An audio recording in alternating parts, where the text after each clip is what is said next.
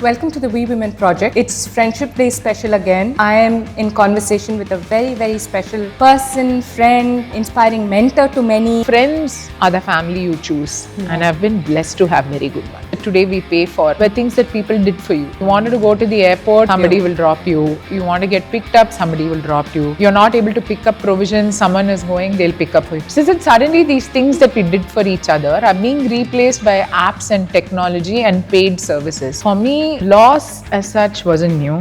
I'd experienced loss as early as age 17. This is my operating philosophy that being happy is a choice. It's a decision you make. It is not what happens to you. You have to show yourself when you're messy, when you're confused, when you're vulnerable, when you're unsure. Then people show up for you. Needing people is the best way to connect. Boundaries growing up is only in cricket match. We no boundary. We knew nothing. Our families didn't teach boundaries, keep boundaries. My talent was in helping people achieve their vision.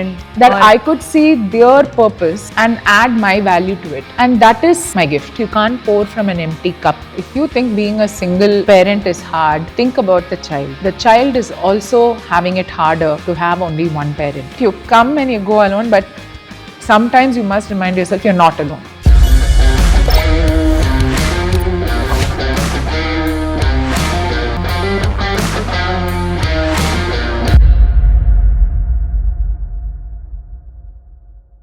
Hi, welcome to the We Women Project. It's Friendship Day special again, and I am in conversation with a very, very special person, friend, inspiring mentor to many, dearest Pavithra Charan. Pavi, thank you so much for being on the We Women Project. Quickly to the guests, I want to say that Pavi is this amazing marketing professional. She's somebody I've looked up to right from my early adulthood. I think I must have met her when I was 17, 18 years old. You will know why she's this amazing as we go along in this conversation. Thank you so much. Thank you once again. Thanks, Vilas. I'm very happy to be here. I think it's lovely, the narrative and the wonderful stories you've been showcasing through the We Women Project. So more power to you. Thank you. Thank you so much. And I think you've been very encouraging on this initiative from day one. So Pavi, I think the earliest memory I have of both of us is actually standing in the Etiraj admissions line. So I had gotten to Eco, I think, first list, and you had gotten to Commerce first list, and we eyed that we wanted to swap positions. Right. So why did you want to do economics then, and what was the passion?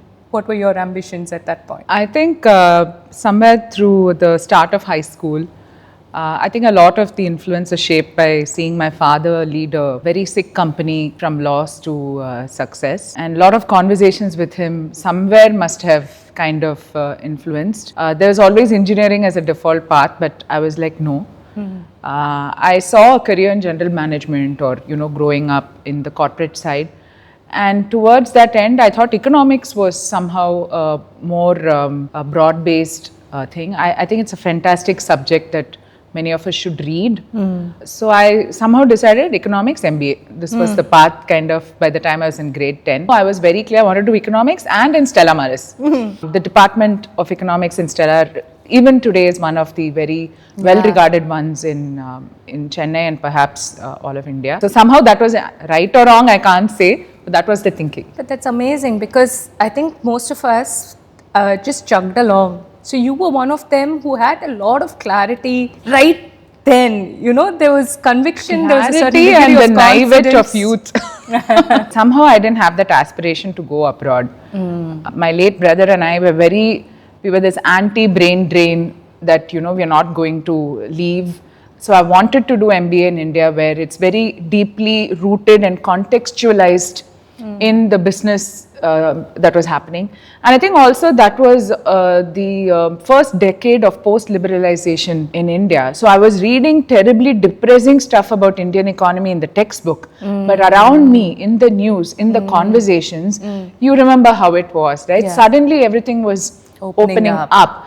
And somehow there was this sense of staying back here and, figuring it out, and that there would be a need for management, leadership. I won't put it as this much clarity, but somewhere this was the sense that if we stay here and do well, we could kind of succeed. A lot of respect for the Indian institutions, and this was even before ISB came. I finished my MBA by the time that's when ISB started, right? And of course, there's so much that's happened in the last 2-3 decades. That's a little bit of the thinking then to stay here, and I think I didn't have the words or the vocabulary then, but being deeply rooted.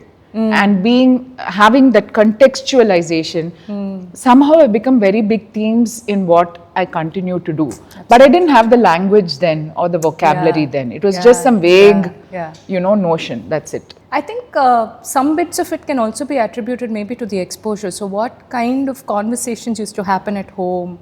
You said dad had a role to play, and of course he was building a large organization. Yes. So my dad was primarily an engineer, very proud engineer from Anna University, the College of Engineering, Guindy.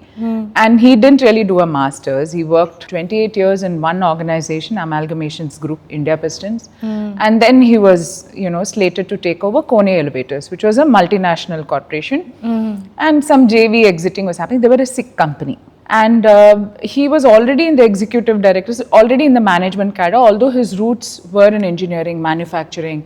He went to the factory every day, and he turned that business around over 18 years. And he, in the course of that, did a master's through the company, like a leadership education, executive education at Ashridge.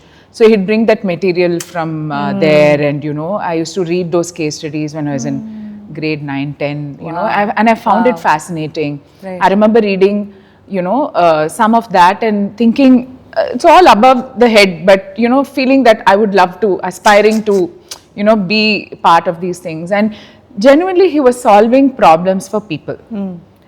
He was talking about pricing. He was talking about solving labor issues, a lot of management, a lot of leadership, and that I found very inspiring. So somewhere there was a thing that if you're smart, if you're intelligent, you could get into that. Strangely enough, my father had this very negative impression of the word consultant. So I laugh thinking, today I do so much of consulting work, because he also, that was another very deep impression he left on me, that you can't just come and give suggestions and ideas and walk away, because in implementing them, you need to understand the pain of the people, the pain that processes take, and somewhere that stayed with me. So I also grew up with this little bit of, you can't just come in and give recommendations and that's actually kind of also been something that I brought in when I started my Inception. We were all in the bank. You were in private banking. Charan and I were together in Citi. Yeah. So we were all chasing some kind of an ambition and dream in India, not choosing to go abroad, which was like the done thing at that point. I don't know how wise it was, because I think in later years when we've traveled, as tourists or for work, a lot of respect for the systems that have been built in other countries. And again, no judgment. I had a reason why at age 17, 18, my family, we lost my older brother, and somewhere I made a snap decision that I would just be here when my parents, were growing older.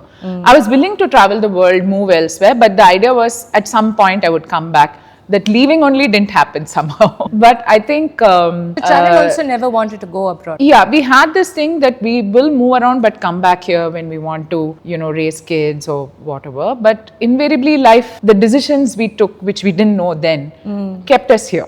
And I'm happy to have put down roots here. Today as a mother, I'm encouraging my daughter who's a teenager to think of the world as her home and, have the freedom to choose where to make her home, where she wants to struggle and make her living and put down roots and build her community. I think it's a choice that today the world has shrunk in that sense. Absolutely. And I think I've seen different models. People have made different choices work for them. Yeah. And one of my very close, she was a client and then a very dear friend. One of the rules she used to tell me, one of the things she used to say, which I carry even now, is there are no rules, only consequences. Wow. And that is a very powerful thing. Even now I repeat to myself when I'm having some self-limiting thing. You can have whatever you want. It's about, are you willing to do what it takes? And if you make a choice, you have to own the consequences. That's about it. You make a decision, you have to own the consequences. So there are no rules. Nobody is holding you back Yeah. actually. Yeah. Right? It's a canvas Today, open to paint. sometimes we make choices in a relationship, in business. We tend to blame the circumstances. But if you break it down very often, there is some choice or cumulative choices that have brought you to a point, good or bad. Once you own it, it's a bit liberating actually, because then you can also make different choices Yeah. and have different consequences. Yeah. So When I you think own it up, I think you let go of the past in some way. Then Yeah, there is only yeah. things that you can work towards. I also believe no regrets. No regrets. If you made a decision, you're living the consequence of the decision. There's no point, with retrospective effect, you can't go and, fix things retrospective. So that, I think these are some things that I try and live. Live by meaning sounds very fancy. What I mean is good reminders to give yourself Cornerstones. in difficult moments. Yeah, There are cornerstones. these few things, if you drill it into your head enough, it comes to you in those tough moments. Pavi, and at that point of time, you were in private banking, correct? You started off as a banker, right? Did you start off right after as a After banker? MBA, I ended up in banking. 8 years. 8.5 years in banking. In bank. And very quickly, I think both you and Charan chose self-employment, right? First you and then... No, actually, other way around. Oh, is it? Okay. As you know, Charan and I, luckily, we worked on different sides of the bank's balance sheet. Correct. I was Assets taking and money from liabilities. people and he was lending to businesses. So that itself made sure that even though we were in banking, we were literally poles apart. So very different perspective. And we had a rule that we wouldn't work for the same bank when we started. So when we started our life together, we were both bankers. Yeah. But he was CA and I was MBA. So that itself is one, as you know, it's like a CA versus MBA thing. Actually, I was supposed to, you're not wrong. I was supposed to, join his mother. As people may know, she was among the founders of a very successful 40-year-old trading business in tiles and building material called Vaigai. Right. I was going to join her because she was handling marketing and I wanted to be in marketing and getting stuck in wealth management. So she and I started talking and he thought it would be a good idea so then 2-3 conversations happened and then there's another uncle of his who's part of the business. He and his mother started it. Suddenly this uncle and he went out for a couple of dinners. He came back and said, by the way, the shift to Vaigai is going to be me, not you. I was like, how did you just hijack my opportunity here? Yeah. And then he talked me through it and I think it was a great idea because Charan brought a very deep understanding of numbers, finance, which are actually very important in a trading business as much as marketing is. And he was keen to make that jump. And it was a big deal for his mother because they were very proud. He was in CA and, he was also working for a multinational bank. You know, like Charan was, even though he left Citibank really never It never leaves left. us. Yeah. It's so deeply, Yeah. embedded in your thinking and in how you approach stuff. It was a big challenge because we were used to, that banking salary, the 25th, 26th of the month was like taken for Glorious. granted, glorious, you know what I'm referring to. Yeah. The life we led. The life we led, the peer group. The peer group. We made so many nice friends, individuals, couples. We were all in that similar life stage, some pre-marriage, some pre-children, or whatever choices people were making. So that it was a very heady time in that sense. We were all working 13, 14 hours without anyone asking and being naive enough to think someday we'll run this place. And then I think for him, the switch I thought was very good. And he brought a lot of that Citibank with him into Vaigai, which is a family-owned, trading business. And for about 9 years that he spent there, he literally tripled the business. And typically what we see today when the next gen comes with, of course, the privilege of having had the previous generation build the foundation, but also with, a lot of academic background or, working in other corporates, which hones your work ethic, an independent network of, professionals and, peer group that you bring. So I think he learned a lot. He got a couple of years to ease in. But that was a challenging period because he kissed his banking paycheck goodbye and was willing to start out at the very bottom in the family business. The financial part was kept aside, saying, let me learn the ropes, which I think must have been challenging for him because you're 30, 31, but still, you have a sense of who you are and how accomplished you think you are. So I think that was being challenged. For me, that was also personally a challenging period because one, we recalibrated. Credit to Charan and to other men like him, he was not at all insecure about having, the financial part going up and down. And we were genuinely a couple that were very well partnered, and we were able to, just to break the gender stereotype that many other couples have broken. He was the one who was very adept in the kitchen. I was happier driving around, finishing outside errands, and he is the one who is a fabulous cook. I mean, it started as fundamentally different there, but I think it helped being in a partnership where we both could explore these options without worrying about, any kind of gender stereotyping. And his family is very supportive. His mother was a working woman starting from the 70s, and not just a working woman, a businesswoman who faced a lot of risk and a lot of stuff. So there was a lot of support for exploring your dreams. And then the personal side was we were trying to start a family.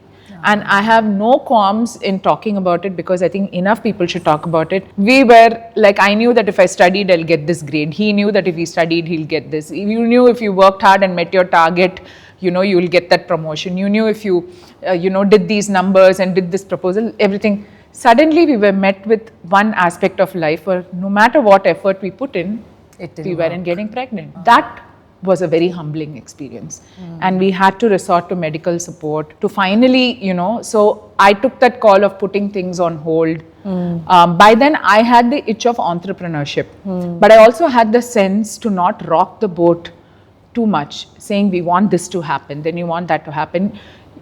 Sometimes I feel the problems we create for ourselves are chasing too many things at the same time. Absolutely. You have to give something your focus. So I decided that for 1 or 2 years, if I had to make suboptimal decisions, like if I had to stick on in the job that I was not happy with, or continue to maintain stability on the work front till we figured this out.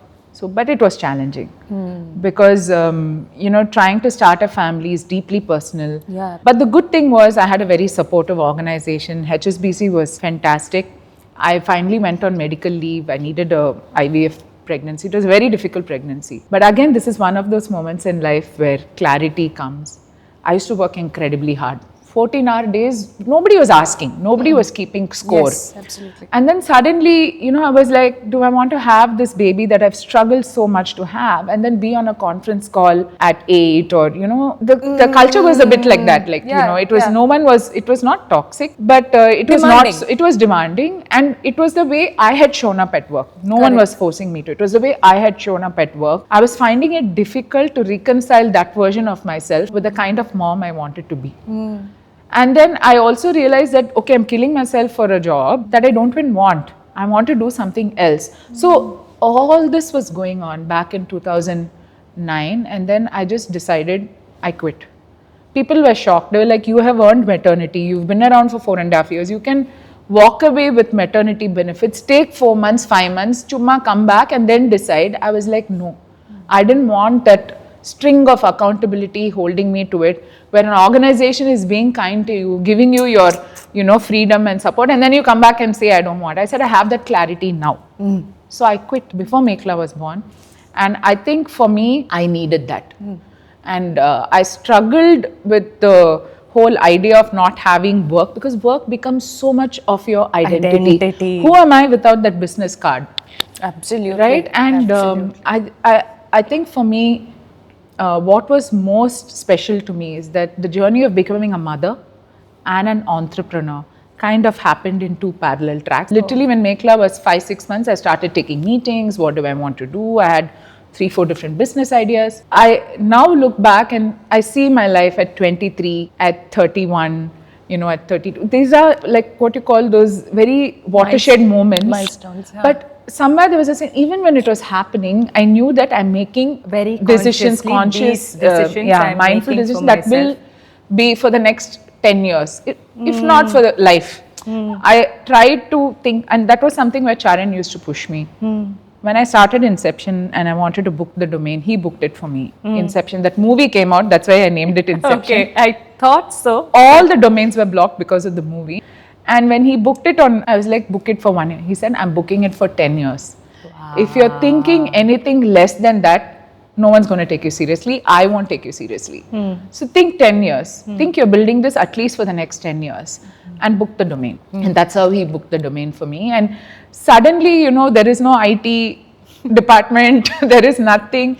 The whole world of cloud-based services, tech, your own laptop. There is no that shift was a big revelation for me. Absolutely. It helped that Charan had already made that switch because he was the IT guy for entire Y guy. So I think that shift is probably, I mean, I'm talking not even about what I do, but the decision that happened to switch lanes. To switch lanes and to take this Today I see a lot more people make that decision a lot more seamlessly. Yeah. But somehow I labored over it over 1 year, and there was a sense of first let the child arrive, then let this happen, then let that happen, which ended up being okay for me. It wasn't so easy back then to become, to just decide to start up on your own or do something on your own. It needed some little bit of calibration or.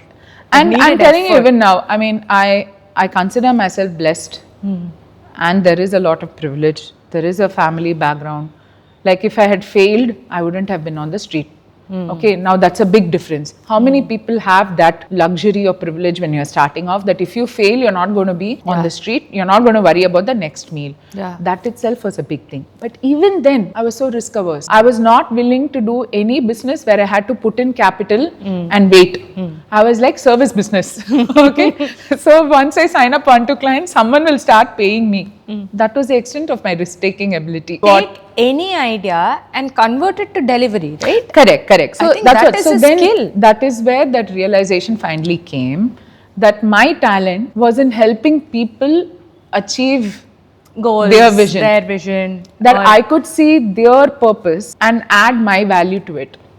And that is my gift.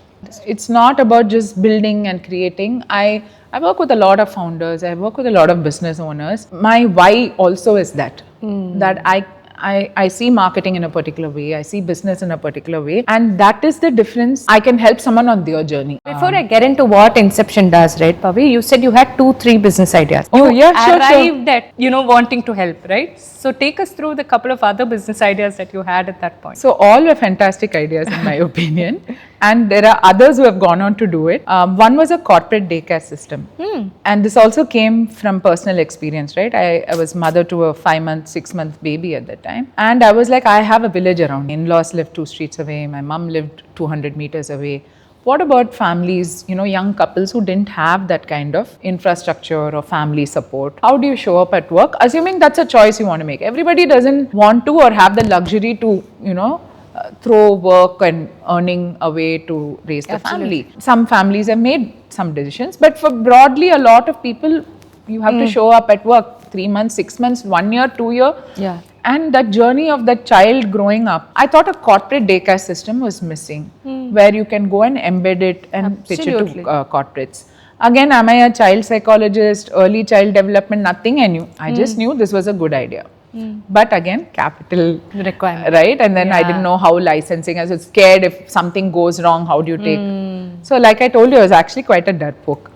The other thing was talent management in the art space. I have a very dear friend who's gone on to do Ramya, who runs Artspire. Shout out to her. But at the time, I thought of more like a talent management in the Carnatic music and classical music and dance, because it was an area that I was What is talent management? So I wanted to represent you represent young talent and artists, just like it's happened in indie or with the Western labels and things like that, where you bring in the management expertise, the marketing, the PR, and help good talent get the opportunities and visibility they deserve. I met a very dear friend, I don't want to name names, but who's a superstar classical musician, and I asked him, and he also then talked to me about the pitfalls of it. And knowing me as a friend, he said, this is where in your personality you may do well with this, you may struggle with this.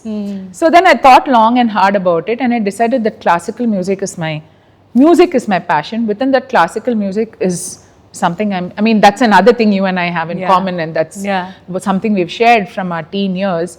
I was like, let me keep that as a personal passion. Let me not bring it into work. The third thing was actually there's a very well-known boutique in Chennai where the founder promoter was exiting for personal reasons, and I knew her through my banking association and potential to buy her out and take over. Again, know nothing about textiles, nothing at I all. could have seen you do so well in any of these, Pavi. And such there cool also ideas. I chickened out because she is a phenomenal powerhouse, built a lifetime of connection with handcraft people and artisans, and I somehow couldn't see myself stepping into her shoes without her mentoring, which I wasn't sure would be. Again, it involved a significant investment, chickened out, and actually I should credit her. She put me on to someone saying, this is my a youngster in this field. So if my business is too, dated, or you're not sure how to take it, why don't you meet her? You and she may, she also is growing her boutique label and all that. So when I met her, then I realized that here was again a very passionate creative entrepreneur, set up her own label. But again, she can't do everything. And there was a gap in what she wanted to do and couldn't do.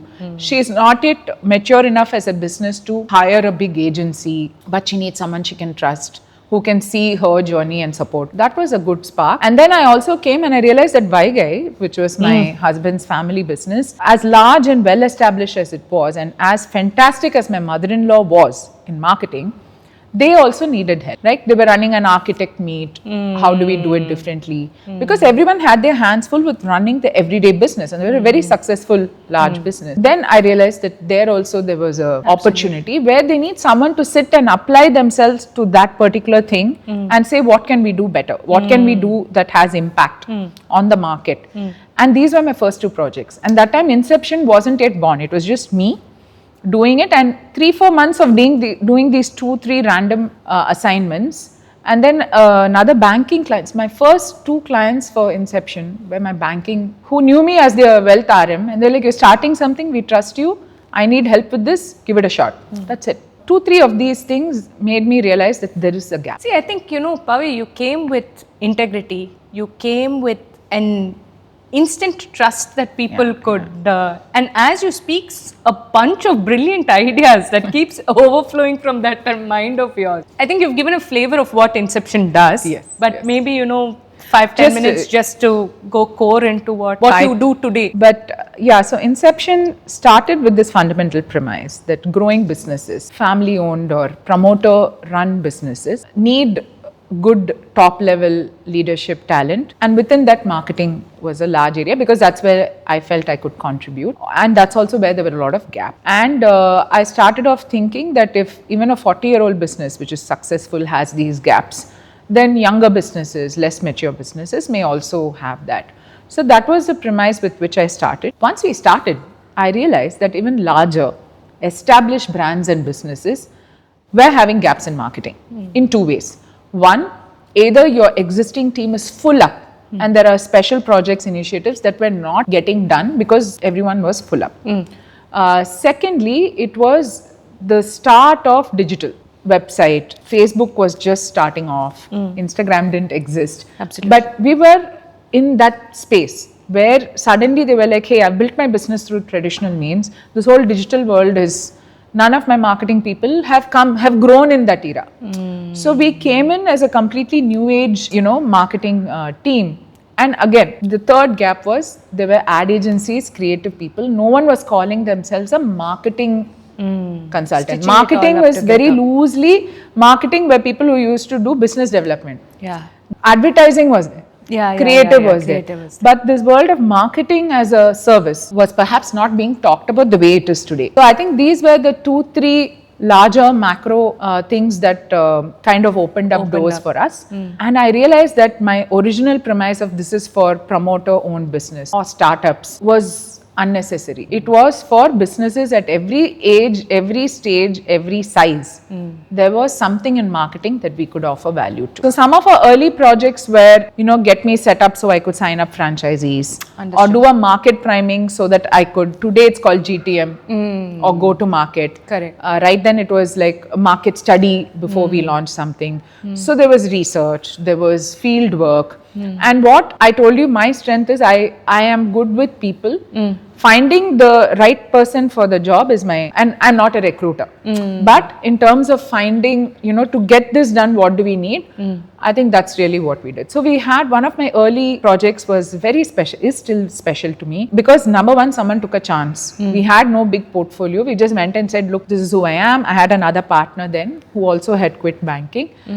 She was more like a working partner, Mala.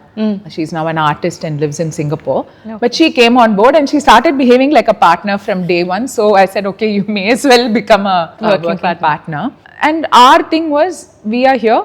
You can trust us. We have integrity. We are good with language communication. We have that nitty-gritty thing of we'll figure it out. We'll figure it out. You'll understand the problem statement and deliver a solution. Yeah. And whatever we need to do to figure it out for you, we'll do it. That's it. We got a couple of projects like that.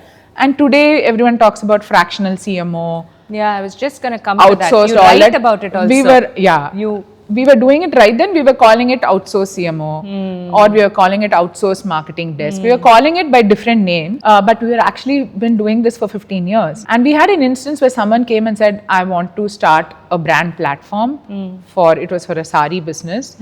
Someone else had created the idea, but it had kind of just got stuck there, so they said, will you come in and take it? So obviously, we've done social media, we've done market research.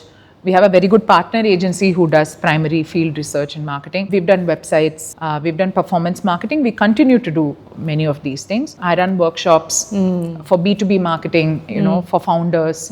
And I think also Inception has primarily also been a vehicle or box for marketing that I want to do. For 10 years of this journey, I had a very dear friend, a bestie of mine, Aarti. So a lot of what Inception is today, she and I built together over a decade. She's recently taken on another engagement in full-time capacity as a CMO, which is also a validation of all the work that's that we've done together. She's a very sharp, bright marketer, and it helped to have a very good partner for those 10 years. I always believe in partnerships. Yeah. People be like, oh, can you work with I think if you have this, and this is also to youngsters, if you have the ability to hold a different bunch of people together and move together, that itself is a big skill today. Beautiful. That collaborative working, because you can only do so much. Absolutely. But together with others, you can actually deliver a lot more. We were a no-name organization. There are people who chose to come and work at Inception with us. Now we was able to attract very good talent. Many of them have gone on to do very well at the next stage of their careers, and we learned a lot of it along the way, and we had clients who trusted us to do it. We've had relationships with clients, corporate clients, 7 years long, 8 years long, 9 years long, and for me that is the true testament to whatever you stand because to their do. Needs keep changing, and we've been adapting. Inception at the core continues to do a lot of what we started off, but we've started refining things. Because I think the landscape has changed, it has, right? It has. There's a lot how that's changed. AI and so many other things coming into Client this space. expectations, their customers, the kind of marketing tech stack that is available today. And if you're not doing it, your competitors are doing it. That whole sense has come. Absolutely. World of content, AI, SEO, search, everything has changed. Yeah. Actually, that's what I love about marketing. And how do you adapt? So in every 5 years must have been like a watershed, no? Every 2 years now, every 6 months you have to look at what's happening. But yes, initially it was more. You had that little bit longer window, which is kind of shrinking with. And also it's in India, you have a wide range, and we do work with clients abroad, but everywhere there is a, like a wave. So even if there are early adopters to technology, there are still businesses playing catch up. Yeah. And there's enough business to go around. Yeah. Of course, establishing value for the work we offer continues to be a challenge. Because everyone wants a good deal. The thing with AI is people assume that everything can be done for free, for cheap, for less. Yeah. But increasingly, the expertise you need to use AI. What will differentiate? While we are very excited about productivity, I think AI is far beyond productivity. Absolutely. It can bring structure, it can do things, it's bringing speed. But like with any new tool or technology, it has its limitations. And as the human in the loop, we were talking earlier, right? I think the importance of the human in the loop and what the human in the loop has to do is also going to keep shifting. And that shift is not happening every 5 years, it's happening every few months. Right now, yes. I think Yeah, the disruption that we're living with is somewhere is it will kind of settle into to bring a full circle on the conversation and Inception. I think to keep our nose to the ground, to keep our ears to the ground, to understand what businesses need and basically how consumer behavior, buyer behavior in the B2B environment or consumer behavior in the consumer environment, and seeing what therefore marketing has to be doing is there. But I will say this, marketing fundamentals don't actually change. very valid. Very At valid. Inception and for some of our clients, I mean, I'm not trying to make it for only women or anything, but very often we've successfully hired women coming back into the workforce or coming back, working for the first time. Unfortunately, not many men find themselves in that position. Some men have taken career breaks for different reasons, and that's also fine. Yeah. But we've found that people at those stages bring certain value. Absolutely. A certain maturity to begin with, a certain resilience, Yes. time management. So there are many things that come baked in to how they show up. Yes. And I used to say, there's this saying, right, that if you want something done, find the busiest person in the room and give it to them. So like that, sometimes it is true. People who are juggling many things often find they're able to take on more and do it. Deliver more. And there is an ambition also, no? And when you step out and you come back, there's a need to prove yourself. Need for all of it coming together. 24 hours you're wired for optimization. Multitasking and optimization. It has to play out. We must talk about multitasking because I consider myself a reformed multitasker. Say more. I used to take pride. In fact, my bio on some social profile used to say multitasker, and I've now removed it because I realized there have been, weeks and months and days where I've experienced a lot of fatigue, brain exhaustion. And I've read your writing on this, but yeah, go ahead. Yeah, and this is where again, Aarti and I have talked about it, and she's also a phenomenally productive human. Somewhere we were all talking, and then I started reading up, and I was like, excuse me, this fatigue is basically coming from, there is no concept called multitasking. Multitasking in the brain can happen only in very specific situations where there are two different tracks that can run parallelly. Otherwise, your brain cannot multitask. What we call multitasking is your brain rapidly refocusing between one thing and another. Now, in some instances, it's good, but when you do that repeatedly over the course of hours in a day, you end the day and like, what did I accomplish today? I don't know, but I'm exhausted because that causes brain fatigue. Because what you think is multitasking is this rapid refocusing, right? I'm reading a long document, someone asks me to review something quickly, let me do that, right? And then while I'm listening to this, a conversation, okay, my part is done, let me quickly type a response on this. You think you're doing two things, but actually your brain is going from that to this to back to that. And this multitasking therefore causes a lot of fatigue. Subsequently, a lot of reading, a lot of understanding the neuroscience and the science behind it, a lot of fantastic research and writing out there. And recently a cousin recommended, and I read this book called Stolen Focus and Why We're Struggling to Have Attention. It's by Joanne Hari. Fantastic. Right from sleep to dopamine, from the phone. What are all the things that are contributing to this shrinking attention span? And he also talks about this multitasking. And it challenged my fundamental assumption. From the time I'm a teenager, my mother will be like, "Paatu kettinde padikada." Sorry, I went into Tamil for that. Yeah, that's okay. But I'll be like, no, I can't study. And now if you repeatedly listen to music and it's become white noise, okay. But otherwise, your brain can't function if you have some lyrics and this one playing in the background. If you want to focus, there is music that's made for that because of this science. But I have studied a lot sitting in that, But Pavi, so you're saying that our mind, from whatever you're saying, needs to focus only on one activity. If you want to do deep work, at a point of time. Yeah, you can multitask, but it's not multitask. It is not You're multitasking. You're rapidly switching. So as long as you recognize that and decide how much time you can do that for.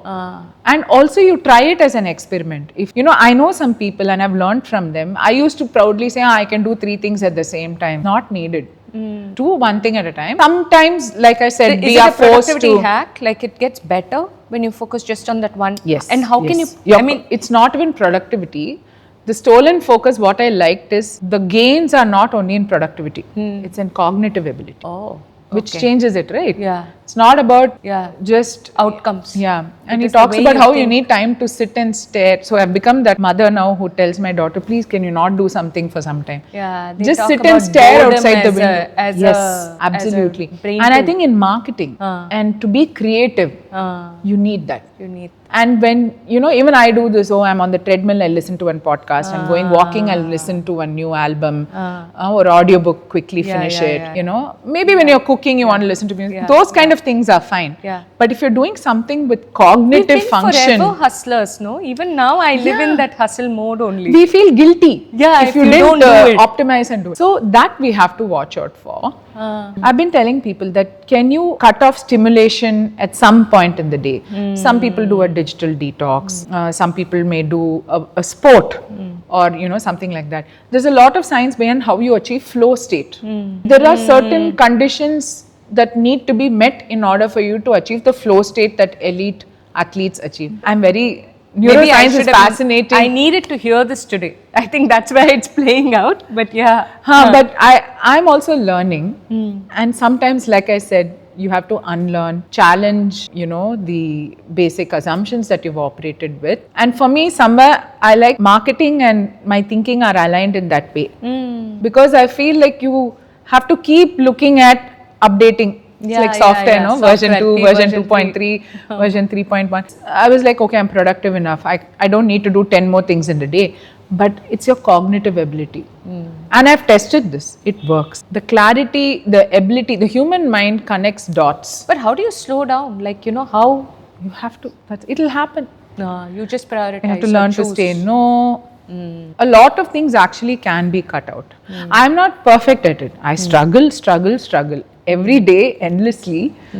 But at least there is a sense of, okay, there is something to be said about this that we can move towards. Even if you go for a walk, if you read those old English books, they'll just go for one long walk and sometimes they talk about these eureka moments have happened because they've been doing something completely. That eureka moment in the bathtub is because you allowed your brain to switch off. Yeah. So the brain needs to have that quiet time to connect the dots. Understood. It won't just randomly come. You've been doing all the work, but it's like that settling in period. You need to give it some non-stimulated, quiet, bored time for it to do that job. Yeah. So that was fascinating to learn. And that's where the incremental excitement will come. That fatigue might go and the incremental excitement. Yes. I mean, so all different parts of the same puzzle. Other than economics, if I had to study a discipline within economics today, I would choose behavioralics.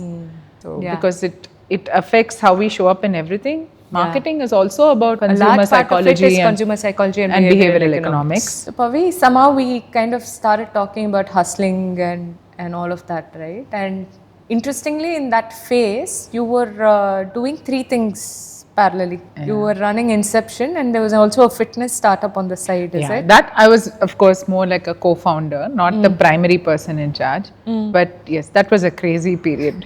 Only in retrospect. And there was Vaigai. So with your permission, actually, I want to talk about, the transition that happened in Vaigai. I think Vaigai didn't come to you under very, very happy circumstances. It must have, despite me seeing you very closely, being so brave about it, which I very deeply admire you for, Pavi, and I mean it from the bottom of my heart. I don't know if you feel, I don't even know how to put the question ahead. No, I'm just going to leave it open-ended. Sure. It, sometimes when people tell me you're very strong, I think all of us have strength in us. I just pray that you're not tested for it. So for me, loss as such wasn't new. I'd experienced loss as early as age 17.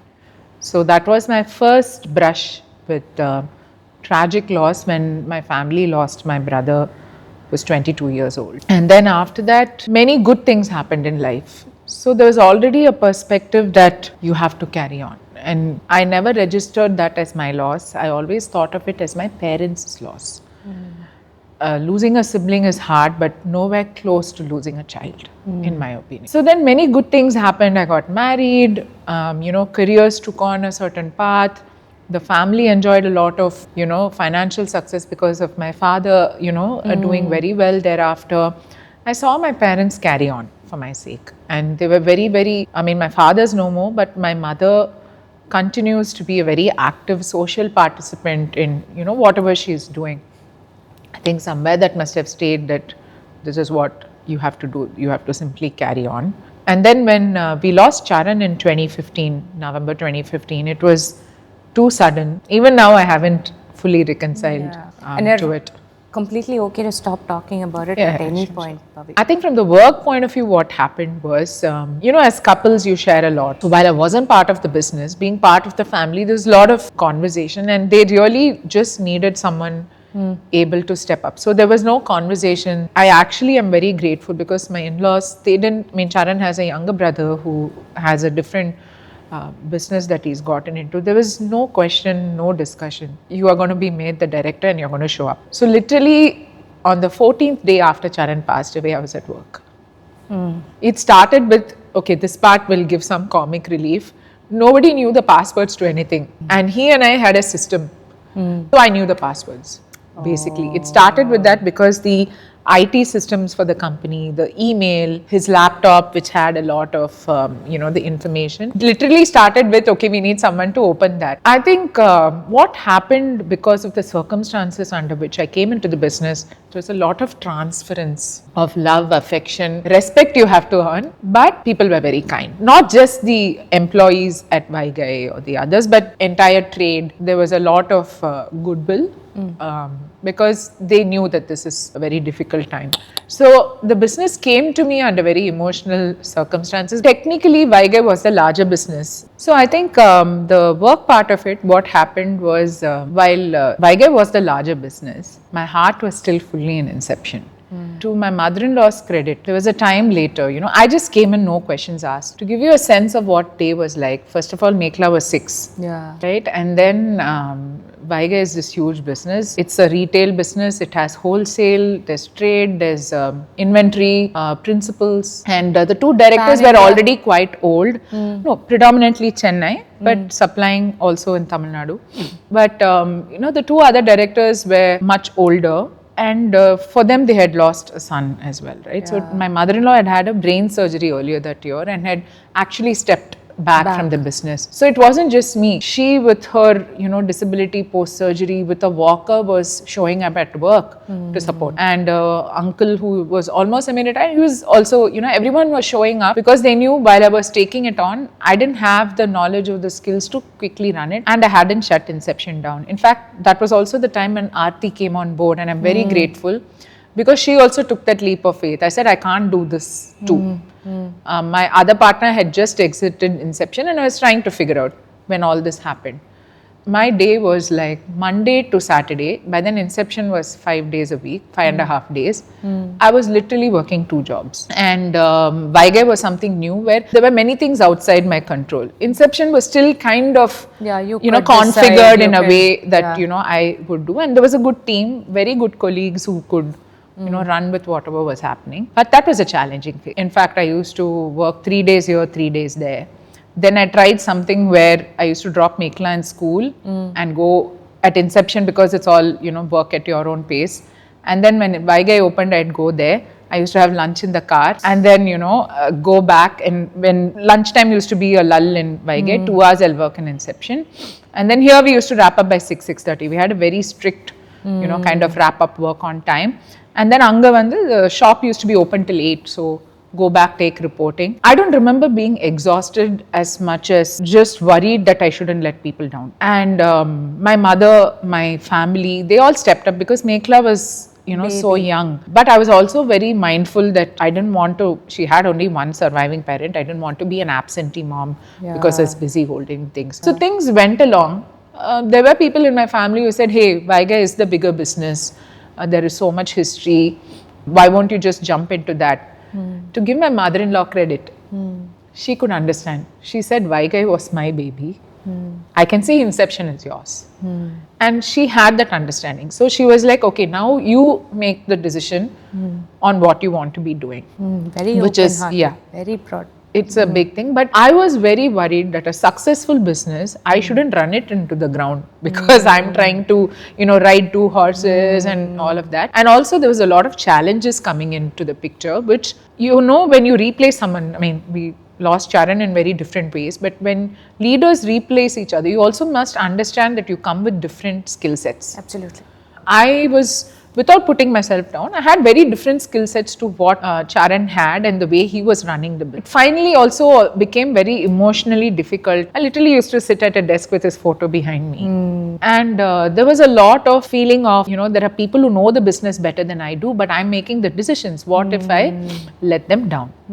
So this was something that was bothering me. And I slowly started conversations on either we hire someone who can run it for us and become owners, or we have to see if we can make an exit. And then we didn't do anything about it. Couple of years went on for how many years, Pavithra? Almost 2 years. 2 years. 2.5 years. And then I got a call. There was another larger business that had done an IPO. He was like, what if I told you that I have this client who was, he knew Charan and, they were the investment bankers, and said, what if I told you that, they'd be willing to invest in your business? And I was like, what if I told you I'd be willing to sell this to you? And that's how the conversation started. It's a very unusual way to do it. And again, I'm not a finance person per se. Very dear friends, Charan's school friend, and also my B school senior, Krishna, and Aarti's husband, who was Charan's bestie as well. He was a lawyer.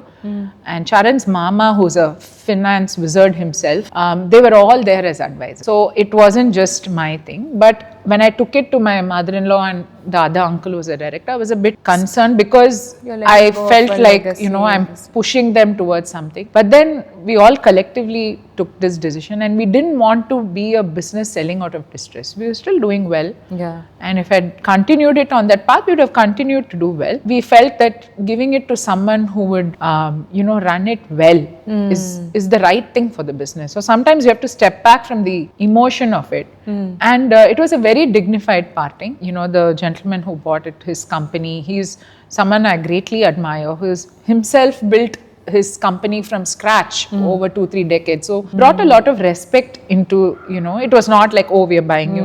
It was a very respectful, dignified thing. And they took care of all the things that mattered to the founders, like the employees, and, the brand name was preserved. So we got a very soft exit. It was not something that we thought about as a financial one. It was more like responsibly handing it over to someone who would run it well, and it would continue to have a life of its own. And during this time, actually, the very first few months after all this happened, a bunch of us had been talking about starting a spin studio. Charan and I were discussing about becoming part of such ventures because I felt that he had some intellectual bandwidth left over and above Vaigai. And since I was in marketing, I was like, I can also, let's do something like this where we get into these kind of ventures. Maybe through that we can work together. Otherwise, he and I, very bad idea to work. And a bunch of our friends had come up with the spin cycle studio, and Charan was very much involved in it. And then of course I disappeared for a few months, but they all carried on and started it, and they were very sweet. They said he was to be part of it, but you come in, and I was given a co-founder position. And it was a very joyful, made some mistakes, but it was maybe ahead of its time. Like Charan, there's another friend who's very sharp with finance, and he was the one who was guiding us. But somehow it didn't take off. It did very well. We expanded very fast. We realized that running a fitness business is not so easy. So within 2-3 years, we shut it down. Okay. But it was a very, very enjoyable thing. And running a fitness business requires a certain kind of experience and focus. See, I was only moonlighting, literally, just supporting. It was not meant to be. But the interesting thing is, all the time of running Inception and all that, sometimes in that thing not working out, I hesitate to say just failure, because what is a failure? It's not. It is just learning. It's not. It was something that had a certain timestamp to it. I agree. Lot of learning. And if you had to kind of crystallize it to maybe 1 or 2 things, what would it be? Your unit economics should be repeatable.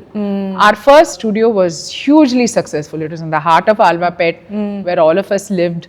And one of our investors, or potential investors, in fact, said, I will not judge you based on that, because you both put one social media post and the class will fill up. But separating your unit economic from those factors and seeing how much of it is repeatable and what kind of investment it takes to stay there till it becomes successful is very important. We had very kind angel investors, people who are willing to support us right at the early stage. We perhaps expanded very fast. So this is my one big lesson from it. And the fact that any business, fitness business, even when you bring in the best and the best ideas, there is it's an industry by itself. And, it takes time to break even and make money. That was a big lesson. And who were with you, Pavi, during the strategic sale? You said, the company that bought us out, they had their own investment banking team. They came not professionally, personally, I've relied on friends and family. So like I said, very close friend, Srinath, he's a senior counsel. At that time, he wasn't yet senior counsel, but he had his law firm. And within the family, I have a couple of cousins who are very close, younger and older, uncles who have a lot of life experience. But I'm also someone who's very centered. I depend on all these people. I need that support. This is something I learned from my father. He'll be like, you go to people you trust. It's not only their expertise, but inherently they will only tell what's best for you. Correct. Then you switch off your brain. Don't chumma try and do everything in your brain when you have gone to the right people. So I was very lucky that it had nothing to do the value of the transaction, but these were people who held me like my friends, Aarti, my childhood friends. It didn't matter whether they had to contribute to that decision or that thing, but they were there. If I needed Mekla to have a day out away from things, or if I needed to just call and rant, these are all like my village. These people have literally held me through these difficult moments, and I'd like to think that I am also there for them like that. See, that's the thing that we must remember, that you can't only take. You have to also give, and it's a relationship. It shouldn't feel like work. So I really value the family, and when I say family, it's not just my side. Charan's family, they've all kind of rallied around very well, and friends are the family you choose, and I've been blessed to have very good ones. I've always, this is something that stood out for me in you, that you go that extra mile, keep that entire village. That's how, I'm still one removed, if you may allow me to say so, Pavi. I always see you going that extra mile to keep this entire cohesive bond together, right? And there could have been so many instances where you chose a different path, or you chose to live differently from what you do today, right? Talk to me about it, Pavi. Where does it come from? Where does it come from within you? I guess we've all grown up in that era, Vilasni. In fact, I saw a very interesting podcast. I wish I could remember the lady's name. And she was talking about earlier, many of the things that today we pay for were things that people did for you. You wanted to go to the airport, somebody will drop you. You want to get picked up, somebody will drop you. You're not able to pick up provisions, someone is going, they'll pick up for you. She says that suddenly these things that we did for each other are being replaced by apps and technology and paid services. So there's a huge cost that's replacing the village. I think I do all that, but I do have that. I also realize that, friendship or relationship have to be invested in. And invested meaning it's just simply showing up, sharing joy, opening up, being vulnerable. If you want to show only the perfect side of things, you can't have. You have to show yourself when you're messy, when you're confused, when you're vulnerable, when you're unsure, then people show up for you. If you're always showing that I don't need anything, I don't need anyone. I think needing people is the best way to connect. Yeah. And I've also, there is in psychology, right? You want to have that extra thing with someone, ask them to do something for you.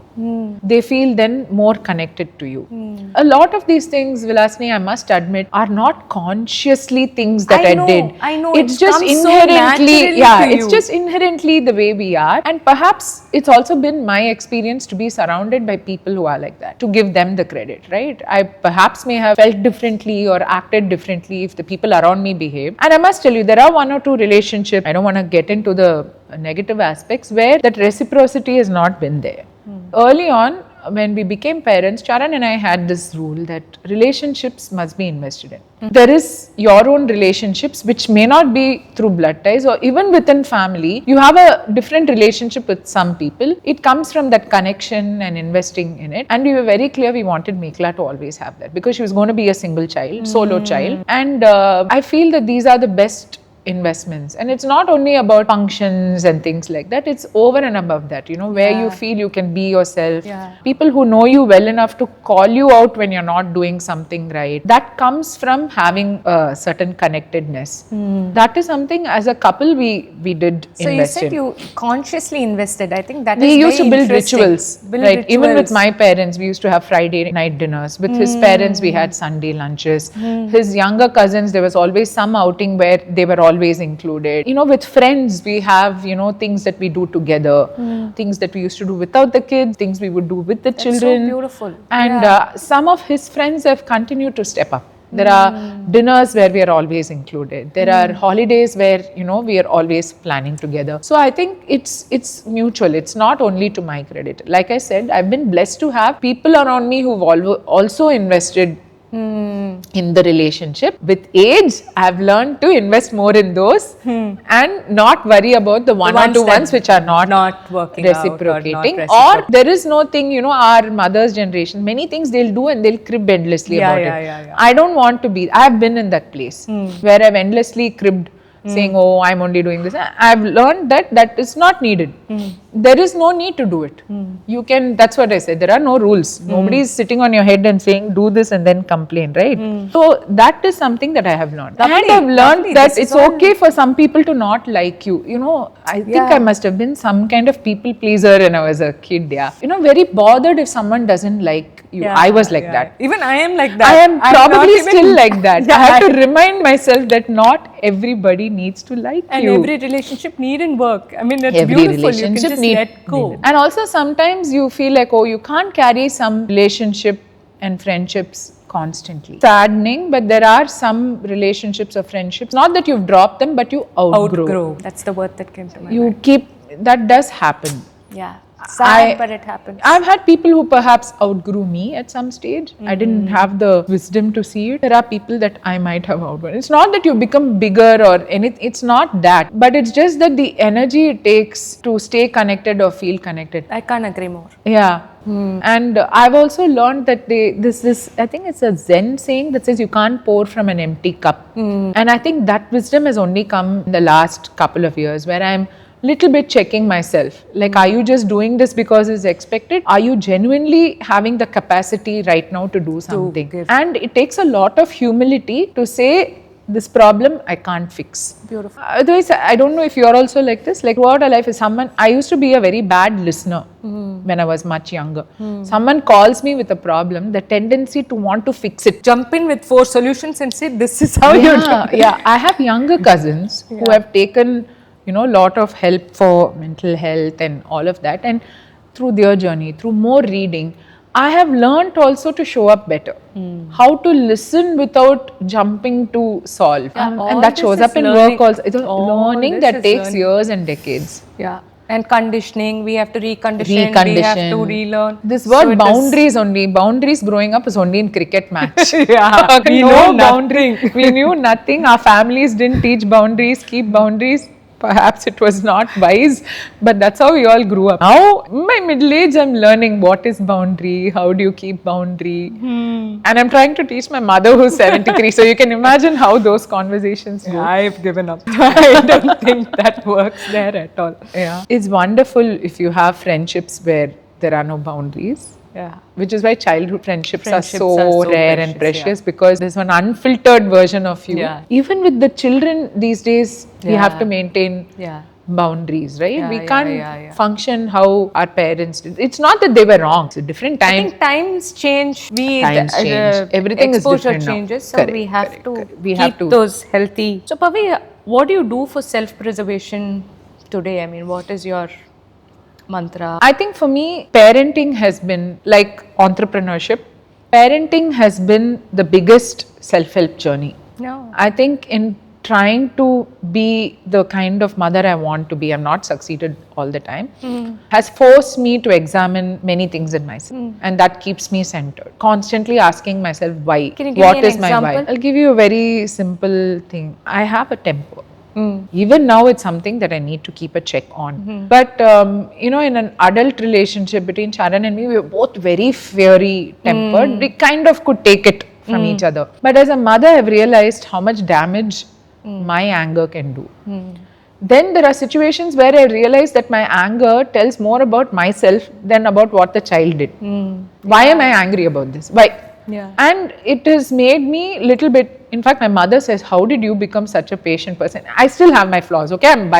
You ask my daughter, she'll tell you a very different story. Baby, I don't want to know about your flaws, okay? I have to Tell you, but all of us have these blind spots, right? Yeah. I can be very sharp in my words when I get angry.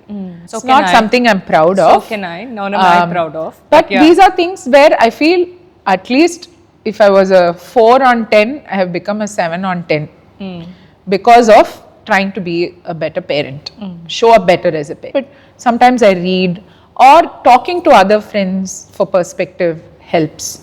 Kind of makes me so, yeah. So I feel parenting has been, for me personally, a very fulfilling journey that has helped me grow as a person. Just as much as, starting off on my own and being an entrepreneur has taught me a lot of life lessons. And life has presented its own lessons along the way that I think many of those moments, I don't think I have been conscious or mindful at that time. When you look back is when you realize what you've gone through or what you're dealing with. So, and for me, I look at these as, these are very clarifying moments in life. Like I said, everyone has some strength in you. You will find it. You'll find those reservoirs of strength if life forces you to. But for me, what was very useful is that these are moments that bring clarity. Clarity on what matters. Clarity on, what you are willing to do. That clarity is really what is important because there's too much noise. Yeah, there's too much noise, too much stimulation. So that is important. As a single mom, if there's a single mom listening to this, what would you have to say? I mean, how did you navigate, or is there anything that you... The first thing I would say is that if you think being a single parent is hard, think about the child. The child is also having it harder to have only one parent. I have said very silly things to my daughter early on, saying, at least you have only me, picking on you.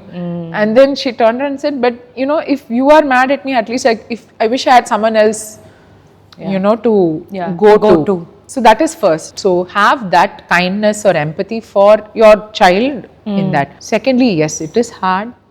I never thought of it in that way because I do get by with a lot of help. I have family very close by and I rely on that. And of course now Mekhla has grown. Get help. Paid help, family help. Ask for help with people who you trust. Yeah. Set up that system or infrastructure. You cannot reduce pain, but you can reduce suffering. Yeah. Right? And I think it's best to look at what systems you need to help you do whatever you need to do. Yeah. So that is that. You must invest in those systems. Look around you and see who are those people you can rely on. And I think having that fail-safe, like that safety net, reduces a little bit of the stress. Understand. Right? And other than that, take care of yourself. Yeah, be kind. Be kind to yourself. You're doing the best. Hopefully, you are doing the best you can. And it's okay to sometimes not be okay. I've realized that Mekhla is a fairly empathetic child. I've never wanted her to feel older than her age. But at the same time, I find that I operate at a very high level of transparency or honesty with her. It's probably because of this. Because she sees day in, day out. There'll be a time when kids are kids, they go through that pre-teen and the teen phase, but they are like that, they go around that thing and they come around. Yeah. So when they get older, they also start seeing things a little bit differently and more. But the other thing is, there is no joy in being a martyr. Yeah. You must find things to do joyful. Find activities and friends outside of your child. That's something I struggle with.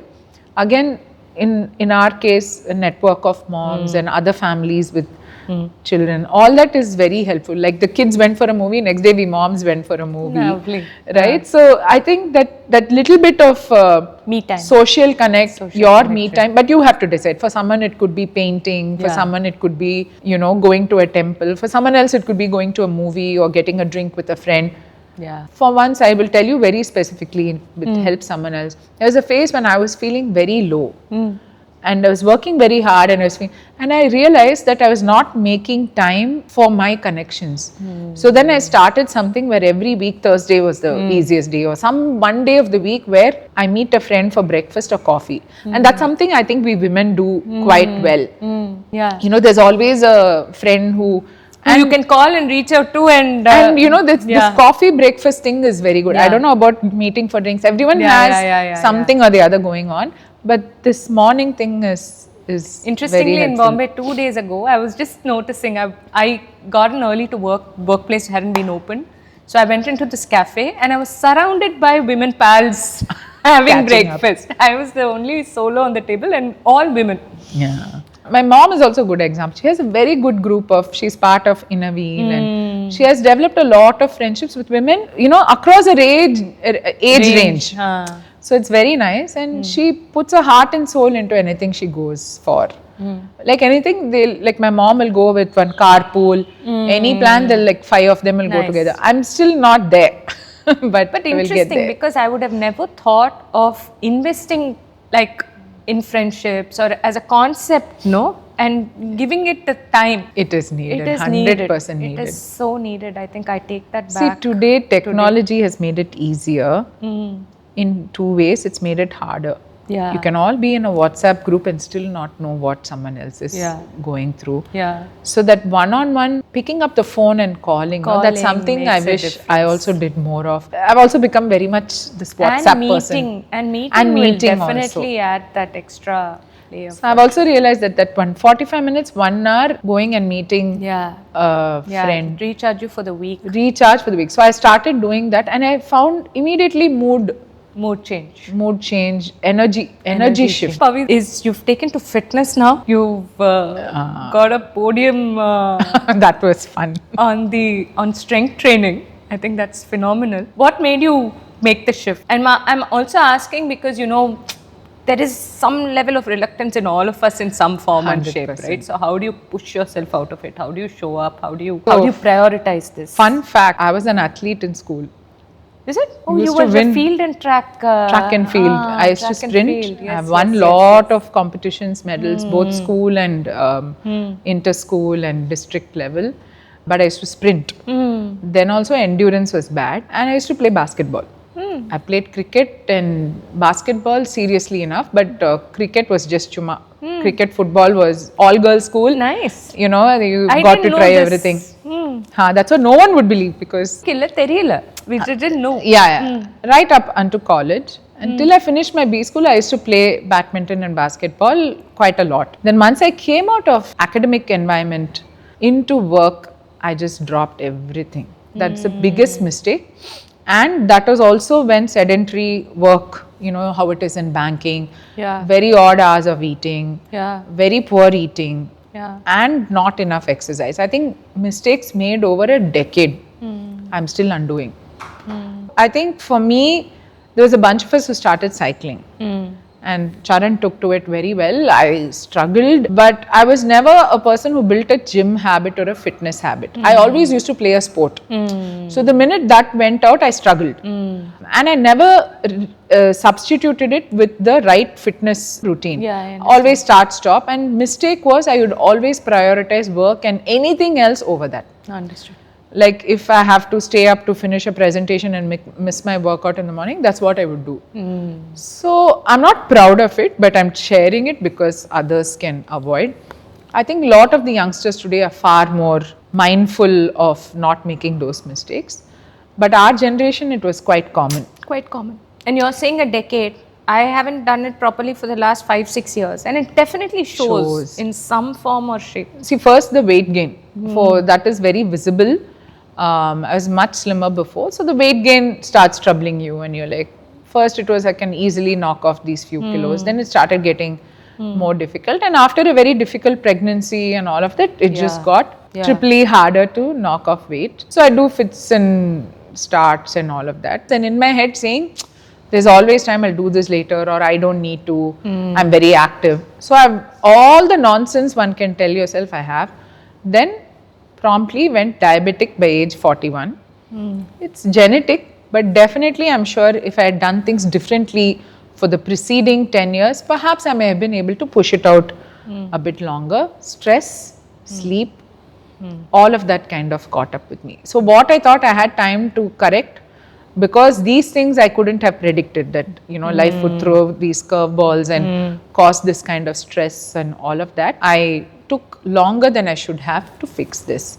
I've had very well-meaning friends who have signed me up for programs. Then finally, I think a few years ago, I don't know, I think it's just that you learn to start prioritizing differently. And it was still hard.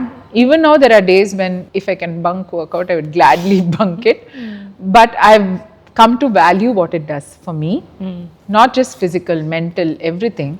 And last 3 years I've been lucky. I've joined a very nice workout studio run by my coach Shiba Devaraj. And at Creed, I've found many other women, both men and women come there.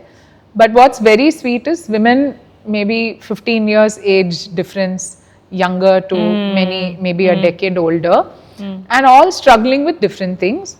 And some very successful with how they've stayed fit. Some of the younger women are really doing a much better job. Some are post-childbirth and, some after kids are gone to college. So all at different stages. And I found that to be a very fun and supportive environment to rediscover. I've worked out in different places, all of them very good. Yeah. But somehow I was not Something making has to click. So the big shift was, I was trying to, it's like clothes, no? They say instead of you fitting into the clothes need to fit you.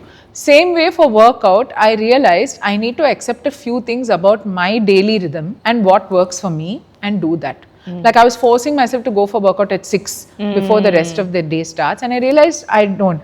I like to do work first in the morning. Then I don't like to leave the house before Mekhla goes to school. So I had to find something that would be after that. For you, yeah. So I was like, if I go and look at the periods when I've successfully incorporated workout, and I got the answer. Then I was like, you have to make it fit into your life, not try and completely change. And again, luxury and privilege. If I decide to start work at 10, I can. Yeah. But I may work from 7 to 8 in the morning, send Mekhla to school and then go. So I have that flexibility. So I was like, let me use this flexibility to my advantage. And I started, and then, not just the results, just kind of, first it was about show up. Just show up, just show up. First year I was like, show up. Stop bunking, show up. Then it was about, okay, now that you're showing up, can we attempt to, do a bit better, push myself a bit better. And having the right coach matters, right environment matters.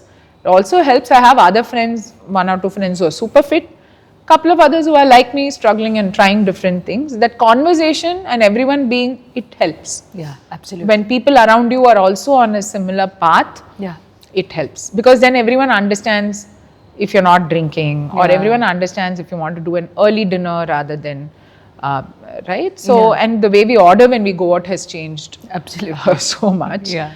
So all that has helped. And I always liked strength training. Even before I used to go, I used to love the workout. Every time I go, I'll be like, I hate it. By the end of it, I'll be like, this is what you feel one sense of accomplishment. Yeah. So that's helped me stay on it. This competition was actually a very funny thing. There was some powerlifting and deadlifting competition, state level. My coach is herself, she has been a powerlifting and deadlift. She's been a champion. She's gone on international thing. She is also someone who started on her fitness journey, not right from young age, but at some point, and is a very accomplished, trained coach. So a bunch of us, she said, do you want to do it? So some 4 of us signed up and it was so fun. 6 weeks. She put us on some specific training. And I have some challenges, like my cardio health is not good. So I'm not a runner. I can sprint. And then, my cardio capacity is not, my endurance is not great. So in cycling, I used to struggle. I'll always fall behind from the group. And then, it's no fun. Yeah. So then in strength, I finally realized it was something that I was actually good at. Amazing. It's always nice that you Yeah. find that one thing where you feel you're actually good Yeah. at. Deadlift, I realized I could lift the heaviest. Wow. So that was like Yeah, and then we had a fun day participating and just happened to win. Again, made some mistake, dropped the weight, something nearly fell. But anyway, at the end of the day, there's a nice medal and photo to show for it and a very happy memory. Yeah, beautiful. So yes, strength training, I think there are some And I days. think it's the perfect time because, I think all of us above 40 in women, Yeah. we have to do strength training, and you have So taken exactly. the So perfect. everything, right?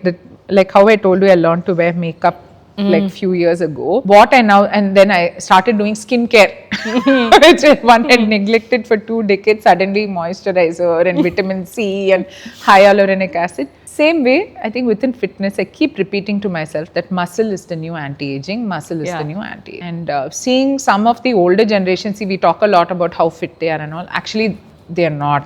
Yeah. They made a lot of mistakes when it comes to their health. Their lives were different. But I've seen a bunch of my older cousins who are very fit. I have much older cousins. They're in their 60s. They trek, they cycle, they play sports. Yeah. They are very inspiring to me. Yeah. I'm like, as We long have as you to can preserve be ourselves as long as we Yeah. can and do all the stuff that we want Because to do. you don't know what health curveballs may come Yeah. your way. Yeah. Your best defense is to be active and fit. Do your best. And for me, strength training is very nice because earlier when I used to train also, I used to tell me, like, so that I can lift you up.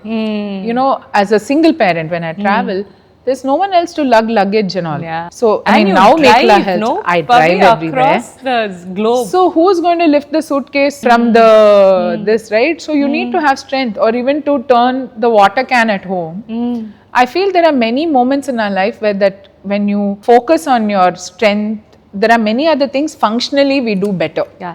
Around the house. Absolutely. That we used to hesitate earlier, someone has to come and flip the can. I think for me, it's also about being strong. Yeah. Being strong and being able to do things that I want to do. Really, for me, that's what it is. And now it's Beautiful become a and habit.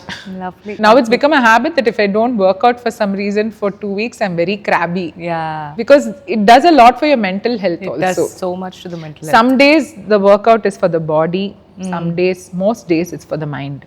Like that The is resilience building, that kind of, I think, your repetitions, the increase in No, strength. try stressing about something else when you're trying to, live. keep your form and do Yeah, some yeah, weights. It forces you to Focus. in that micro moment, focus on that movement, on that weight and getting it right. Otherwise, you're going to end up with an injury, right? Right. Again, it's very important to do it with a right coach or a system where you're safe and you're doing it right. So I feel that for me, that was also a big thing because brain was never switching off. Constantly thinking, worrying, planning, over optimizing. If you ask me, both the benefits are worth it. And muscle mass, trying to track all that. The weight is not giving up, yeah. That is unfortunate. I've accepted it. No, but also a lot of people say, I don't know, generationally we've been conditioned on this weight. It's not the only number that matters. That matters, But it is a fact that if you bring your weight to an optimal range, there are health benefits. Yeah. That when Yeah. you're pushing your body outside that weight. Yeah, absolutely. So if you look at it from the body frame of composition. health and that is what is needed. This way, that way, I'm not looking at it from the I know form what and you're beauty saying. point of view, but there is that weight beyond which you are stressing your health system. I understand. I worry also that, we shouldn't engage in body shaming and Yeah. negative body thing. You must accept your body and all that, but also reframe it from a health and strength point of view. Mobility, strength. And also I will say this, there is no harm in wanting to look great. Yeah. I look at actors and actresses and people like, oh, they have all day to do gym and all that. I'll be like, even if I had all day to do gym and work out, and it takes a lot of personal discipline and sacrifice. Even if you have the best of trainers, finally you have to you have to give yourself to it. Yeah, I feel I wouldn't diss anyone who has that as a goal, that they want to look their best, that they want to look a particular way. That is their why for what they want. My why is different, that's all. Yeah. Beautiful.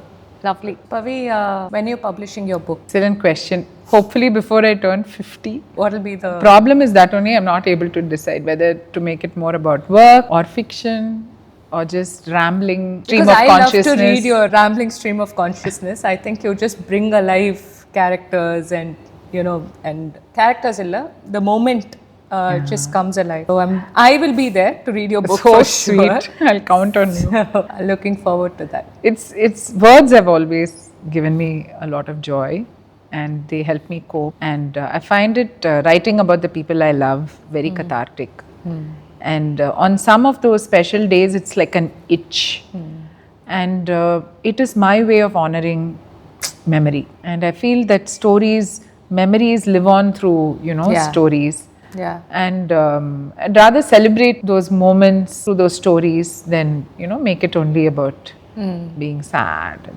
Yeah, for me, words are always. It reflects a very deep sort of love. It was a very beautiful partnership, and I really lucked out. And so one of the biggest fears when you lose someone is that you won't witness to their life, and for everyone else, life goes on. So there is this urge sometimes to, bring all those pieces of memory. And like me, there are others who also, loved him deeply and missed him. And not everyone resorts to words to express themselves. So I feel it just channelizes it. For me, it helps. Documents in some way. And you always quote a Floyd song, right? My favorite bands. Yeah. And it's a gift from my brother. My love for rock music and Pink Floyd come from him.